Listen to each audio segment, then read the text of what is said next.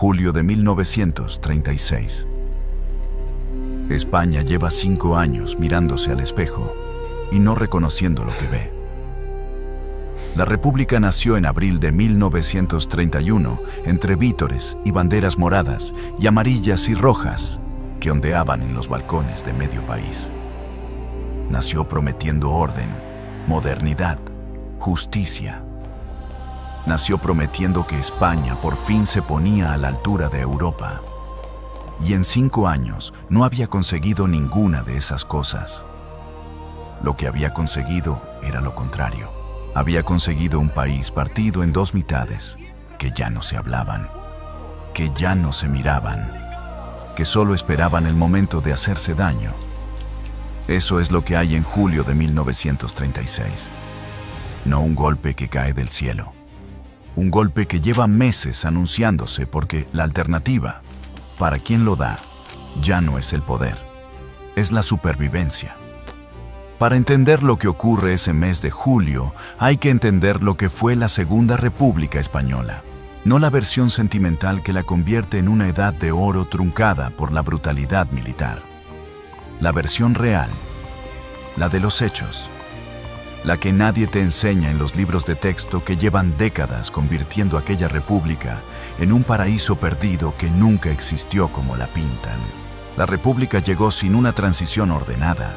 El rey Alfonso marchó sin que nadie le derrocara formalmente, sin abdicación en regla, simplemente cediendo ante la presión de unas elecciones municipales, cuyo resultado fue interpretado como un rechazo a la monarquía. Nadie había votado por una república en esas elecciones. Se instauró porque el rey se fue. Y desde el primer día, quienes la gobernaban sabían que ese origen frágil los obligaba a actuar deprisa, a transformar España antes de que España les parara los pies. El problema es que transformar España en el plazo de una legislatura es pedirle a un país con siglos de historia que cambie de piel de golpe. Y España no quiso. No toda España. Una parte de España, la más antigua, la más arraigada en la tierra, en la fe, en el orden que conocía, sintió que la república no venía a mejorarle la vida, venía a borrarla. Hay que entender cómo era la España de 1931 para comprender por qué todo lo que vino después fue inevitable. Era un país de 23 millones de personas, en el que más de la mitad vivía en el campo. Un país donde la iglesia no era solo una institución de poder político. Era el tejido mismo de la vida cotidiana de millones de familias. El calendario de los pueblos se organizaba alrededor de las fiestas religiosas, los nacimientos, los matrimonios, los entierros. Todo pasaba por la parroquia. Atacar a la iglesia en esa España no era atacar a una élite, era atacar la vida de la gente corriente. Y eso es exactamente lo que hizo la República en sus primeros meses. Las reformas religiosas de la Constitución de 1931 fueron un torpedo directo a esa España. La prohibición de la enseñanza religiosa, la disolución de la Compañía de Jesús, la separación radical del Estado de la Iglesia, la reducción drástica del presupuesto del clero, dejando a curas de pueblos sin sustento. Para los hombres que redactaron aquella Constitución, todo eso era modernidad, era progreso, era Europa. Para la mitad de España era una declaración de guerra contra lo que eran. Y encima ardieron las iglesias. En mayo de 1931, apenas semanas después de proclamada la República, empezaron los incendios en Madrid, después en Málaga, después en Sevilla, en Alicante, en Valencia, conventos, colegios religiosos, iglesias parroquiales reducidas a ceniza, mientras las autoridades republicanas tardaban horas en reaccionar. Algunos miraban hacia otro lado. Azaña, el hombre que llegaría a ser presidente de la República, pronunció la frase que le perseguiría el resto de su vida: que todos los conventos de España no valían la vida de un solo republicano. La España católica no lo olvidó, y tenía razones para no olvidarlo. Esto ocurrió en los primeros meses de un régimen que prometía orden y civilidad. Las reformas militares del propio Azaña buscaban modernizar un ejército sobredimensionado, lleno de mandos para pocos soldados, heredero agotado de las guerras coloniales de Cuba y Filipinas y Marruecos. La intención era razonable. La ejecución fue otra cosa.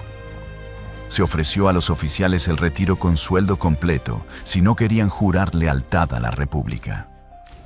Muchos se fueron. Los que se quedaron, muchos de ellos, guardaron el rencor de haber visto cómo se desmantelaba su institución con un entusiasmo que parecía más ideológico que técnico. El ejército español de 1931 no era un ejército moderno, pero tampoco era el enemigo del pueblo que la retórica republicana empezaba a construir en su contra. Las reformas agrarias prometían tierra a los jornaleros andaluces y extremeños, que llevaban generaciones trabajando latifundios ajenos, bajo condiciones de miseria que escandalizaban a cualquiera que las viera de cerca. Eso era justo. La injusticia del campo español era real y enorme, pero la ejecución de la reforma fue caótica, lenta, contradictoria, atrapada en burocracia y en los intereses cruzados de una coalición de gobierno que no se ponía de acuerdo en nada. Los campesinos esperaban y no llegaba nada. Los propietarios resistían con los medios legales que tenían. Y mientras tanto, el campo empezaba a arder. Quemas de cosechas, ocupaciones ilegales de fincas, enfrentamientos con la Guardia Civil que dejaban muertos en las cunetas. Castilblanco, Arnedo, nombres que fueron el preludio de todo lo que vendría.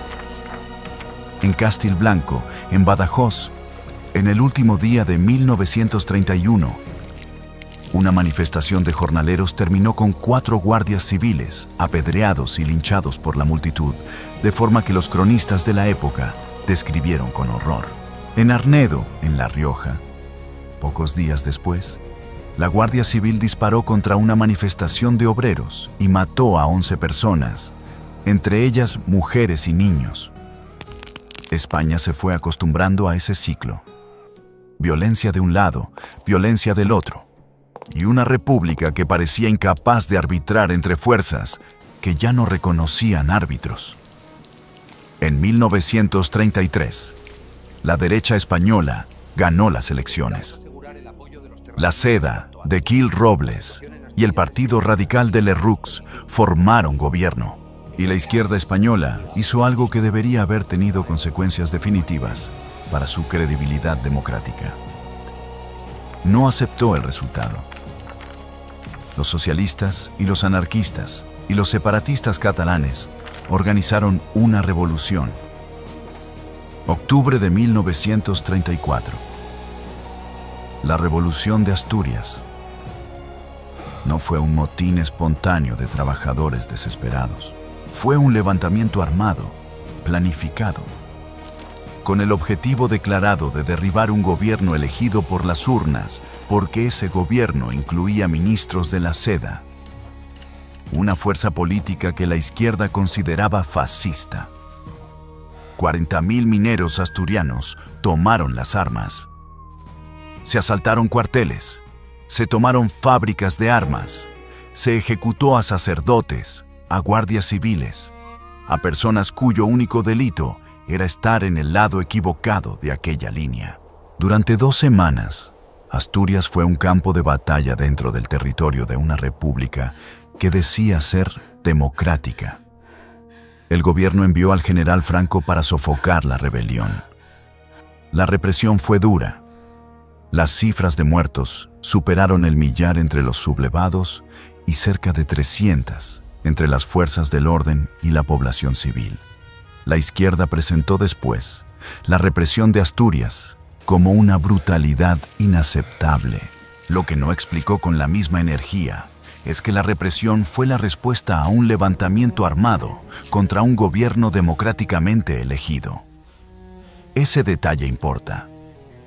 Importa mucho.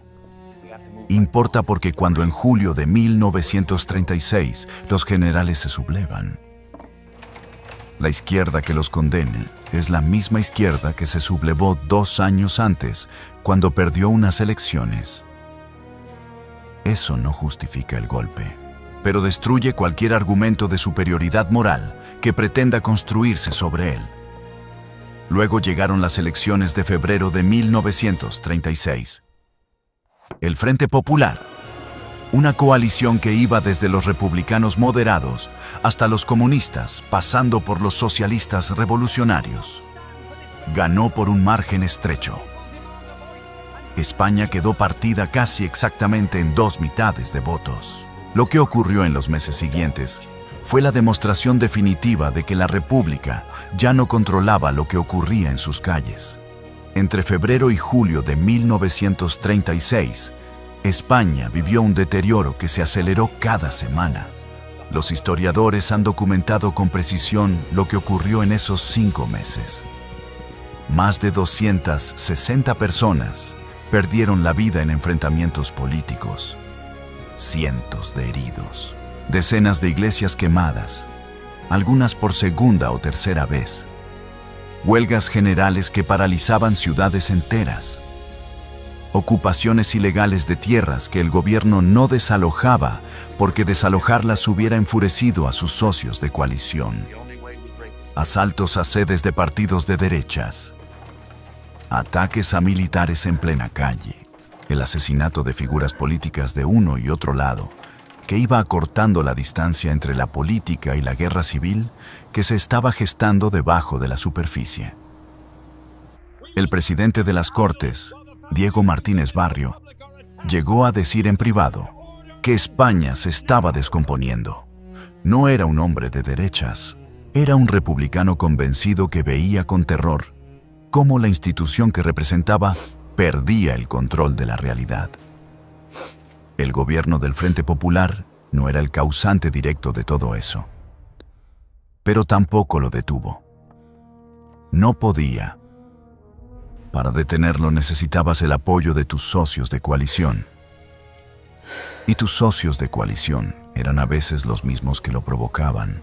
El Partido Socialista estaba dividido entre la línea moderada de Indalecio Prieto, que veía el precipicio y quería alejarse de él, y la línea revolucionaria de Francisco Largo Caballero, que se autodenominaba el Lenin español y prometía públicamente en mítines multitudinarios la revolución proletaria en España.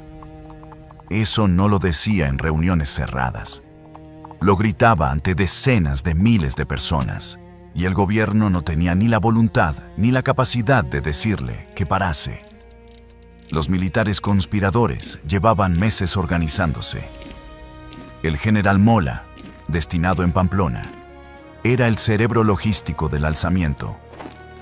Conocido como el director, coordinaba desde allí una red de contactos en todas las guarniciones de España. El plan era ejecutar un golpe coordinado en toda la península que en 72 horas pusiera al ejército en control del Estado y acabara con el caos que la República ya no podía gestionar. Franco, el general más prestigioso del ejército español, el más joven en alcanzar ese grado, el héroe indiscutible de la guerra de Marruecos, se mantenía en una posición de espera que desesperaba a los conspiradores. Esperaba señales claras de que el golpe tenía posibilidades reales de triunfar antes de comprometerse. La señal llegó el 13 de julio. Ese día, en Madrid, un teniente de asalto llamado José Castillo, militante socialista conocido por sus actividades políticas, fue asesinado por pistoleros de ultraderecha en la calle. Era uno de los muchos asesinatos políticos que salpicaban aquella España de 1936. Pero la respuesta a ese asesinato fue lo que cambió todo. Esa misma noche, en represalia, miembros de las fuerzas de asalto leales al gobierno fueron a buscar a José María Gil Robles, el líder de la SEDI, el mayor partido de la derecha española. No lo encontraron en casa. Entonces fueron a buscar a José Calvo Sotelo. Calvo Sotelo era el líder de la oposición monárquica, el político de derechas más incómodo del Parlamento, el orador que en cada sesión de las Cortes desnudaba las contradicciones del gobierno con una precisión que irritaba profundamente a quienes lo escuchaban. Habían llegado incluso a amenazarlo en el propio hemiciclo. Él mismo había respondido que prefería morir de pie que vivir de rodillas. Lo sacaron de su domicilio en la madrugada. Lo metieron en un coche oficial de las fuerzas de asalto y apareció muerto horas después en el depósito del cementerio del este de Madrid con 2 tiros en la nuca.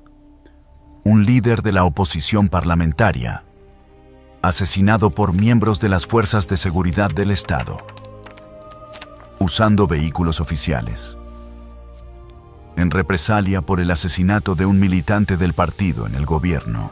En cualquier país con instituciones que funcionaran mínimamente, eso produce una crisis de Estado sin precedentes, dimisiones en cascada, comisiones de investigación, consecuencias políticas devastadoras para quien gobierna.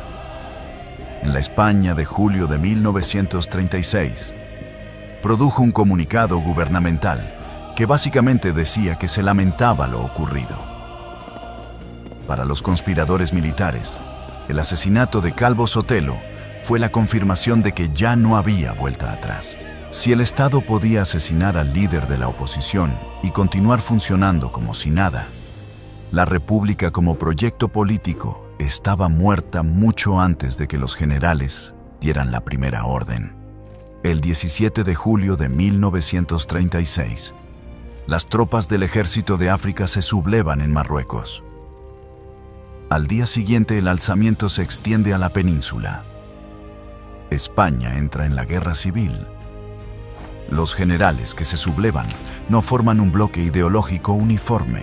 Eso es importante entenderlo, porque la narrativa posterior los convirtió en una masa homogénea de fascistas importados de Berlín y Roma. Y esa imagen no se corresponde con la realidad. Mola es un militar profesional sin adscripción ideológica clara, que ha llegado a la conclusión de que el Estado español se dirige al caos y que solo el ejército puede evitarlo. Queipo de Llano es un republicano convencido que participó en la conspiración contra la monarquía y que ahora considera que la república que él ayudó a traer ha sido secuestrada por fuerzas que no tienen nada de republicanas. Muchos de los oficiales que se unen al alzamiento no son ideólogos de nada.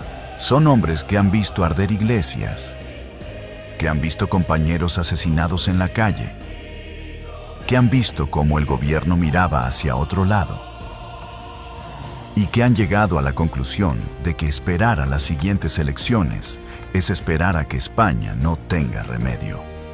La Falange, el único movimiento genuinamente fascista de los que participan en el alzamiento, era en julio de 1936 una fuerza minoritaria, con poco peso real en la conspiración militar. Los carlistas del norte, que aportaron decenas de miles de voluntarios al bando nacional desde el primer día, eran todo lo contrario al fascismo. Eran tradicionalistas, católicos, monárquicos, herederos de una tradición que se remontaba al siglo XIX. Los militares conservadores que sostenían el grueso del alzamiento no tenían un proyecto político articulado más allá de restaurar el orden. Franco, que acabaría siendo el árbitro de todas esas fuerzas, tampoco era en ese momento el dictador en que se convertiría.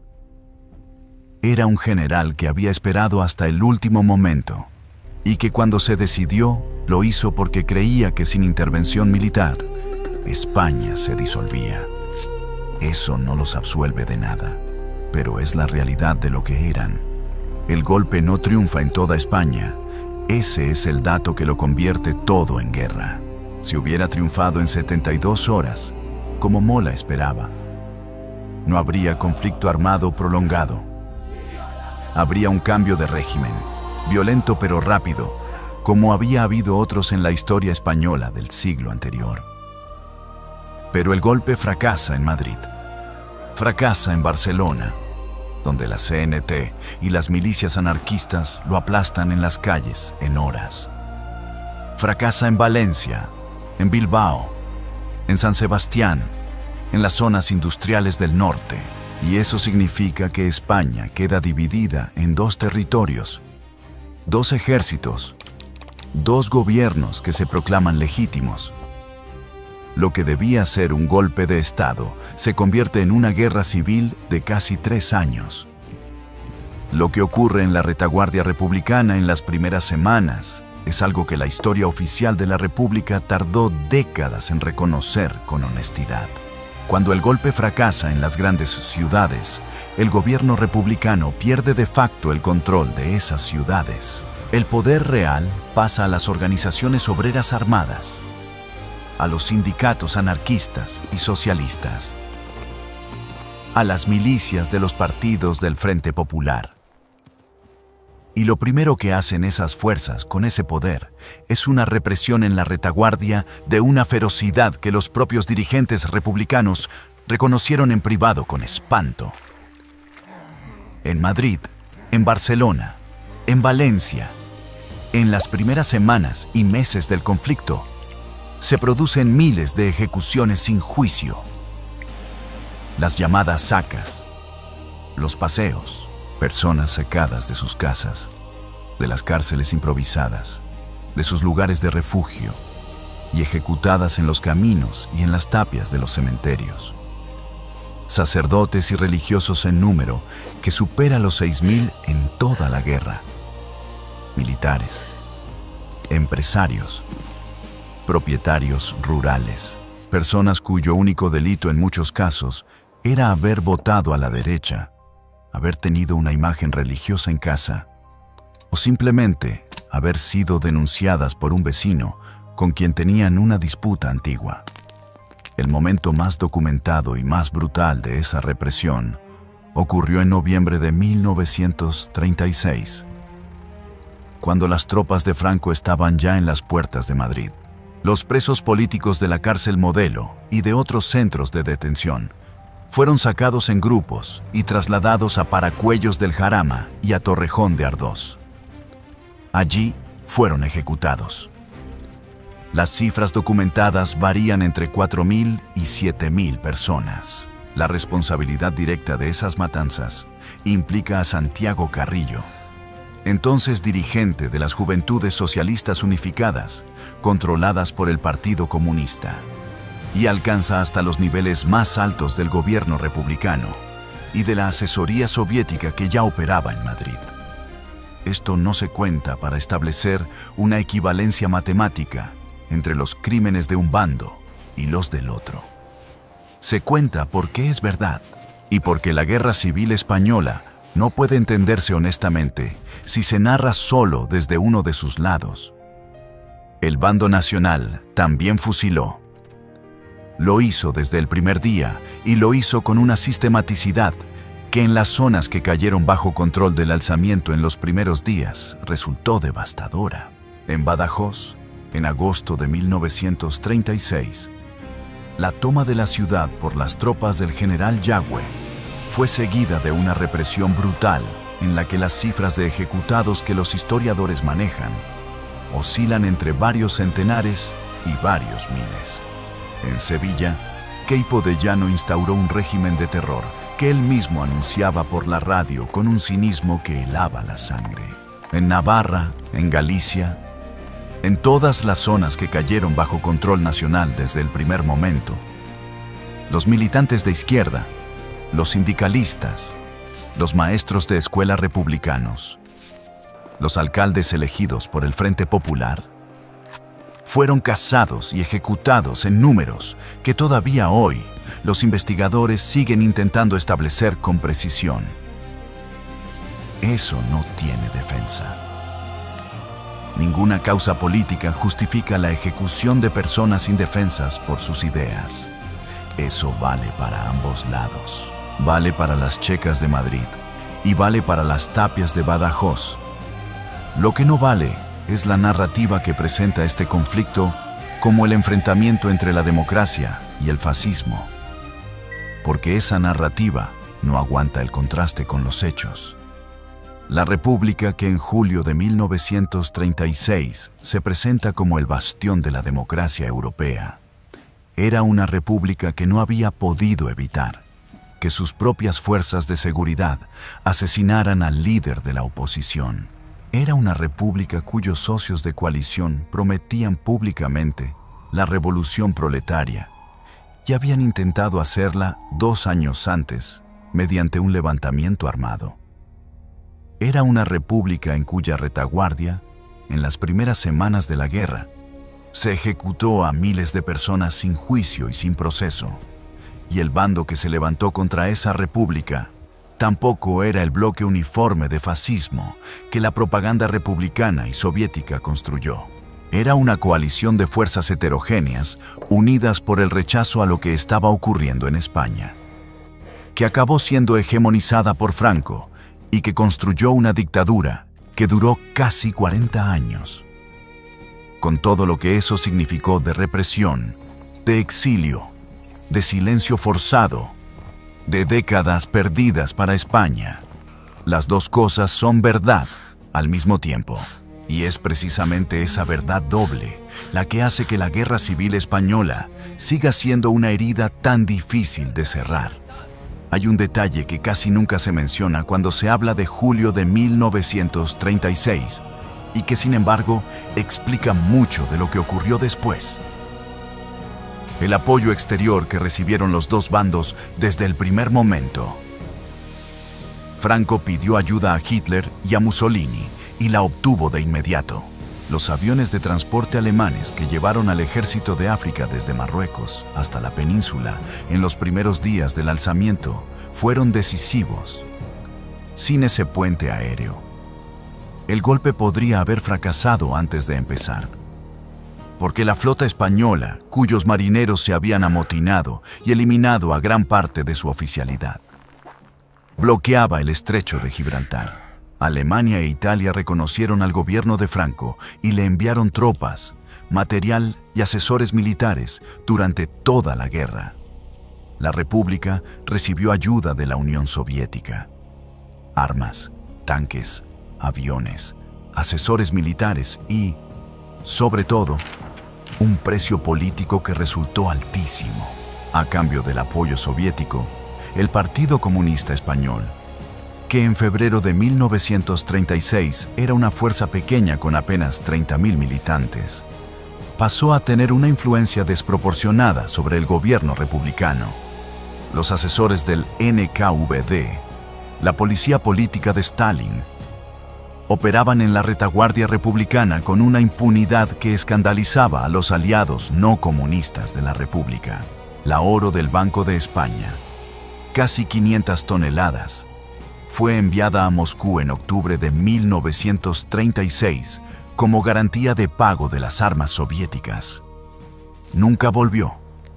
Lo que se estaba decidiendo en España entre 1936 y 1939 no era solo el futuro de España.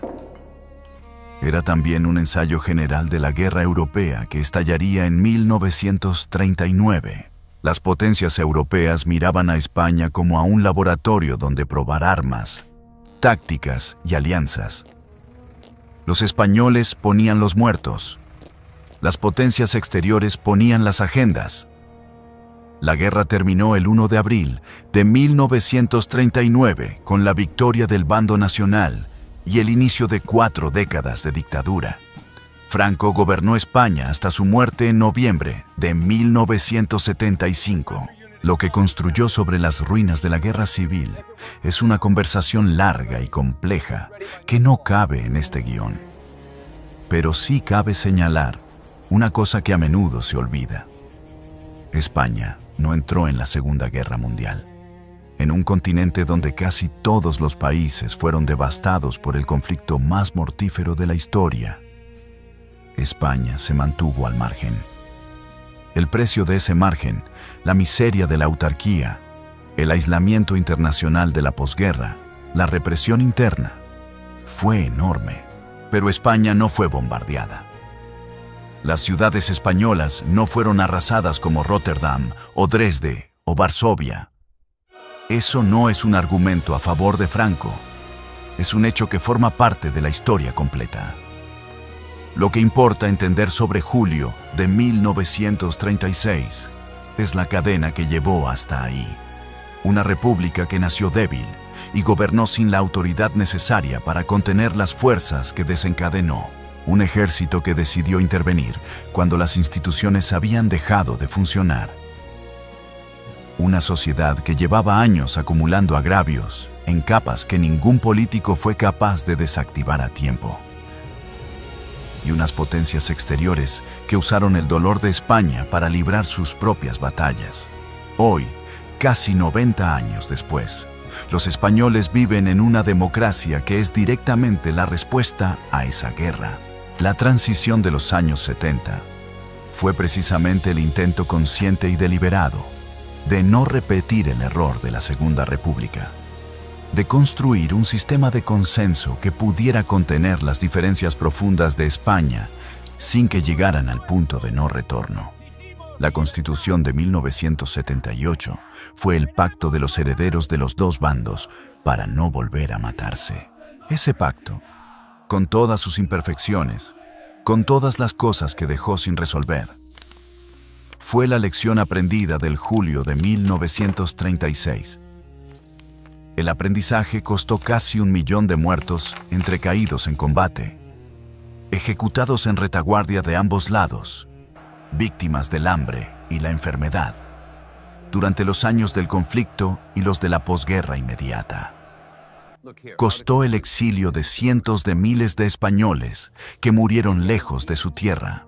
Costó décadas de silencio forzado y décadas de memoria sesgada según de qué lado de la historia venías. La historia de julio de 1936 no es la historia de los buenos contra los malos. Es la historia de un país que no supo darse a tiempo un sistema político capaz de contener sus contradicciones. Es la historia del fracaso de una república que tenía ideas nobles y careció de la autoridad y la prudencia para llevarlas adelante sin partir el país en dos. Y es la historia de un ejército que eligió la fuerza cuando las instituciones habían dejado de funcionar y que construyó sobre esa elección una dictadura larga y dolorosa. Las dos cosas son parte de España. Las dos forman parte de lo que somos. Entenderlas juntas, sin amputar ninguna, es la única forma honesta de mirar hacia atrás sin que el pasado nos siga condicionando hacia adelante. Si te parece que esta historia merece ser contada sin los filtros que la han deformado durante décadas, en un sentido y en el otro, quédate en este canal. Aquí la vamos a contar entera, sin banderas, con todos los hechos.